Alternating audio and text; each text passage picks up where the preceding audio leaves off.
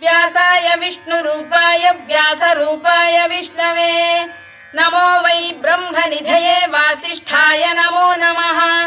अविकाराय शुद्धाय नित्याय परमात्मने सदैकरूपरूपाय विष्णवे सर्वजिष्णवे यस्य स्मरणमात्रेण जन्म संसारबन्धनात् विमुच्यते नमस्तस्मै विष्णवे प्रभविष्णवे ॐ नमो विष्णवे प्रभविष्णवे श्रीवैशम्पायन उवाच श्रुत्वा धर्मानशेषेण पावनानि च सर्वशः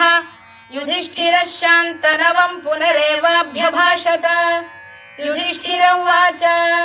किमेकं दैवतं लोके किं वाप्येकं परायणम् स्तुवन्तः कङ्कमर्चन्तः प्राप्नुयुर्मानवा शुभम्